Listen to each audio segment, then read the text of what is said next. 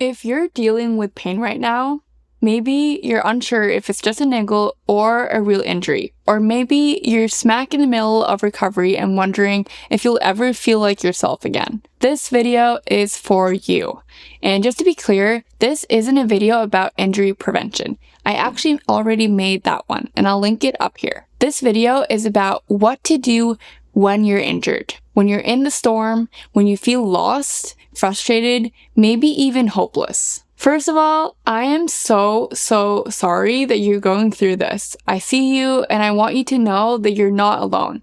I've had 6 bone stress injuries in 4 years, and they were the reason I got serious about studying running science. As a person, I need to understand things to follow them, and I needed to understand why I couldn't progress towards my Olympic dream. And now I've been training seriously for 6 years, and sometimes honestly, I still feel like I'm back at square one. But in reality, I have learned so much. So today, I want to share everything I wish I knew back then. Because if it helps even one of you, it's so worth it. Part 1. Who you are. So before we dive into what to do next, I want you to think about where you are right now. Because one of the biggest mistakes runners make is following advice that's not meant for them. And there are 3 types of injured runners I see over and over again.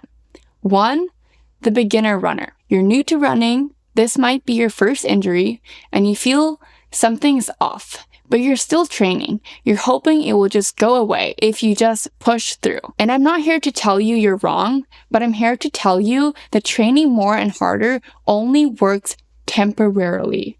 Eventually, your body makes a decision for you. And that pain, it's not weakness, it's information. I remember my first injury like it was yesterday. It was in my left calf. It was subtle. I thought it would disappear, and I convinced myself I was not doing that much, that I would wake up feeling fine because I didn't want to stop. But ignoring pain doesn't make you strong. Listening to your body does. Then there's the helpless runner. You've had multiple injuries, maybe back to back. Now every time something hurts, your mind jumps to the worst. I'm back at square one. I'll never get out of this cycle. I'll always be injured. This one hits close to home because it's been me for too long. What makes this even harder is that I'm sharing my journey online while I'm still in it. I haven't made it to the Olympics yet. I'm still figuring it out, but that's what makes this real. I'm not sharing from the finish line. I'm sharing from the middle. And if you're in the middle too, I'm here with you. And finally, there's the matured runner. You've been through this before. You've been the beginner. You've been the hopeless one. And now you know better. You know to back off when things hurt.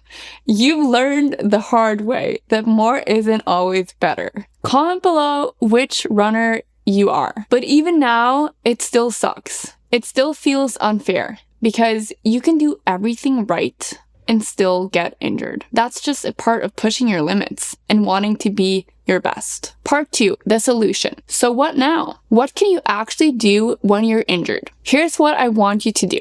Grab a journal or open a document and look back at your last 4 weeks of training, or even 4 months if you have the time. Write it all down. How many minutes did you run? What was the intensity like? I recommend looking at your heart rate. And if you're new to my channel, I train on heart rate and time on feet, not pace and distance, because I have found that it's the best way to measure intensity and running volume, especially with my personality as someone who's always wanting to push and do more. So write down if you added strength training, any life stress, work, travel, sleep, any race effort or long runs, and then ask yourself, did I ramp up my volume too fast? Was I running hard too often? What was my recovery like? Was life simply too much to handle that training load? And I've created a free Excel tracker to help you reflect, and the link is in the description. And remember, don't rely on Strava or Garmin. Use the data to guide reflection. That's where the learning happens. Now, pick one thing to change. Just one. For most runners, it's intensity. Most people run their easy runs way too hard, and that adds up. And if that's you, I have a full video on how to manage running intensity, and I'll link it right here. You need a plan that works for you, not against you, especially if you're often injured. Heart rate and time on feet is that plan. in my biased opinion. Part 3, what I wish I knew. Let's talk about what I wish I knew earlier. Doing too much is still too much. Even if it's just 20 kilometers a week or 30 or 60, your body only knows relative stress, meaning 50 kilometers can be too much, but that doesn't mean that 80 is impossible in the future. 60 kilometers was enough to break me at one point, and now I run 140 kilometers a week. But I've built up to it intentionally, and I respect recovery now as much as training. I've also learned that niggles whisper before they scream. Every injury I've had, there were signs, but I didn't listen because honestly, I didn't want to. I kept telling myself, I have it under control, and there is a balance that is hard to find. And now I try to listen much more and try to reflect on the signs. If pain gets worse during a run, that's a clear red flag, and your body is telling you to take a step back. I definitely know how hard this is. The injury pyramid. I want you to picture this. This is Matt Phillips' evidence pyramid, and at the base, running load, volume, and intensity. That's the foundation. Then comes recovery. Nutrition, sleep, rest days, then comes strength training, then comes technique, and at the top is footwear and other stuff. Most runners try to fix injuries at the top, but if your base isn't solid, the pyramid collapses. So strength training matters. I love it, but it won't save you if your training is too intense. That's exactly why I created my training plans. They're time-based and heart rate-based, which means that they adjust to you. They're not some arbitrary pace, not someone else's speed, because every runner is different. If you check the link in the description, there is a table to help you find the right plan for you.